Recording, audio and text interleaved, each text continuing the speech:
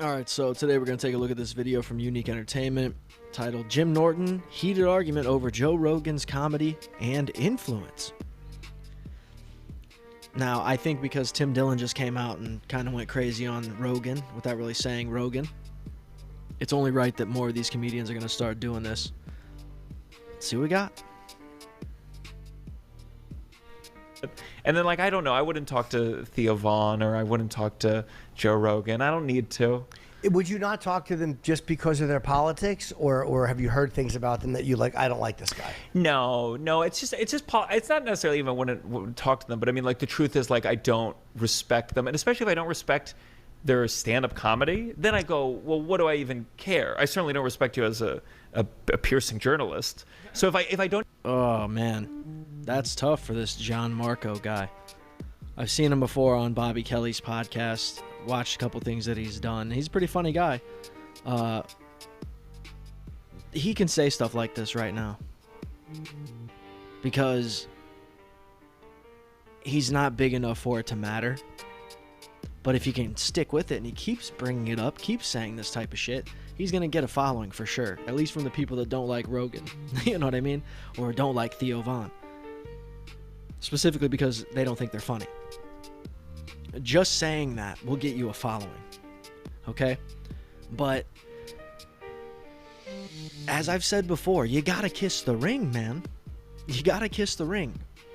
Whether that's Dave Chappelle, Joe Rogan, Louis C.K., Theo Vaughn, Tom Segura, it doesn't matter. Somebody out there, you're going to have to kiss the ring in the comedy space if that's all you're trying to do. It is so hard to surpass that shit these days. I mean, most comedians are better off just doing a 60-second stand-up set on fucking Kill Tony. You want to get recognized. You want to move up in the world of comedy. Do that. I don't even like your stand-up, then whatever. Yeah, you're not a peer. Stand-up is a taste thing. So anyone who doesn't like stand-up, but do you not taste the thing? But I respect.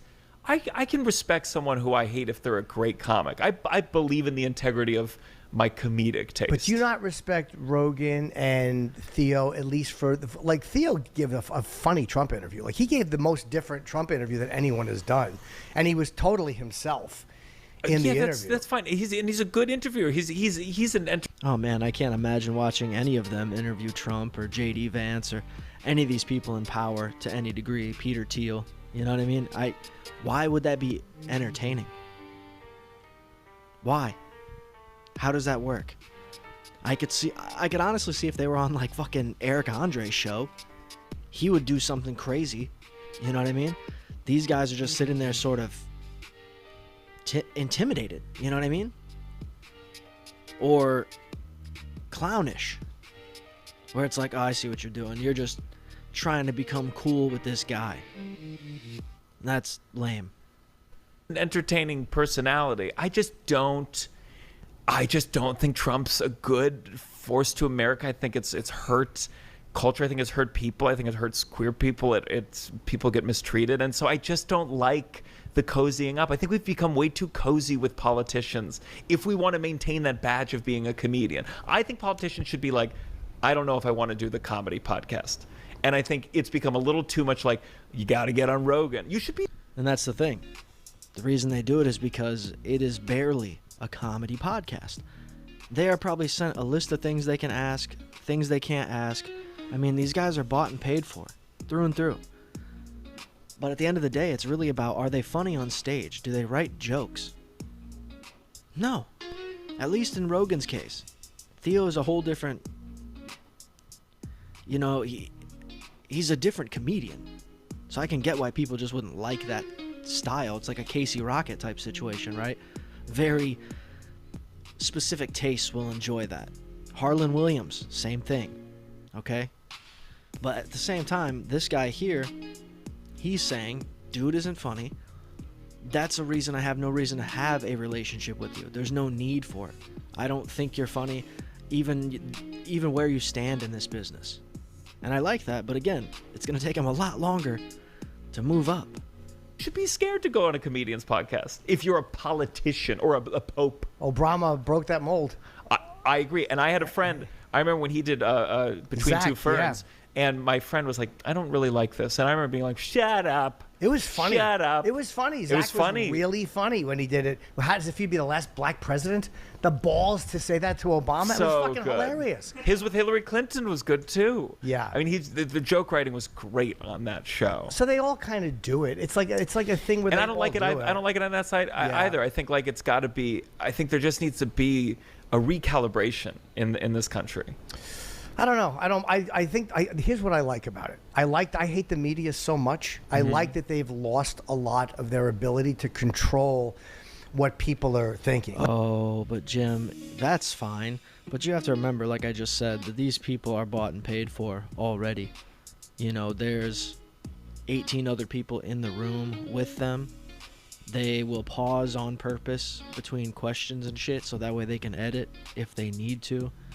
I mean, it's no different than the big media. It's no different.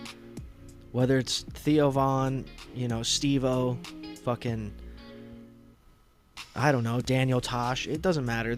All these people are bought and paid for. Those are some bad examples, but you know what I mean? Like, at a certain point, when you have that level of audience, I mean, the Nelk Boys, dude, are you kidding me? Like,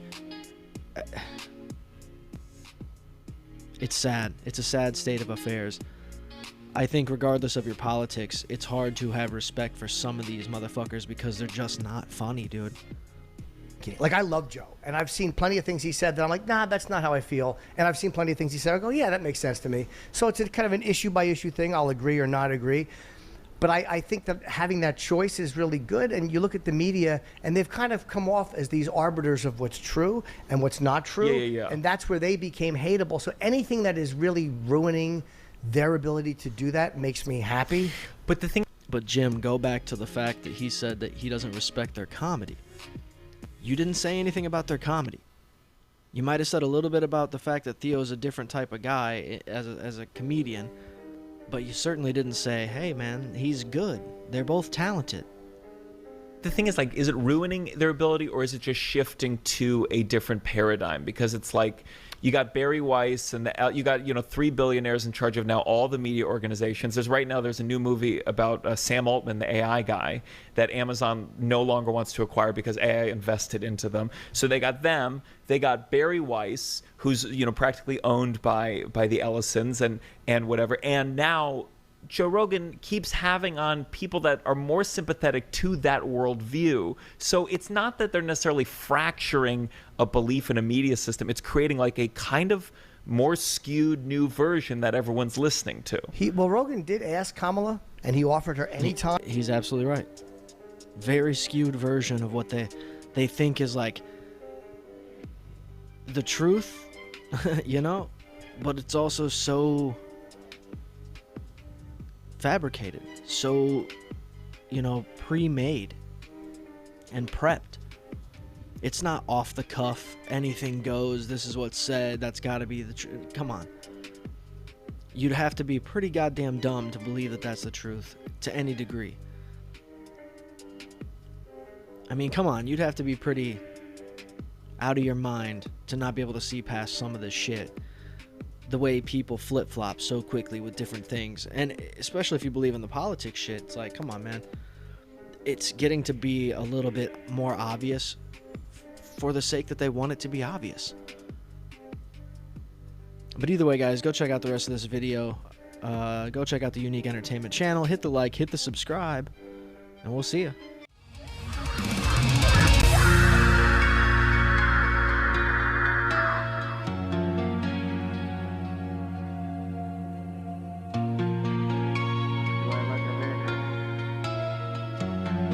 Why do I always look a man?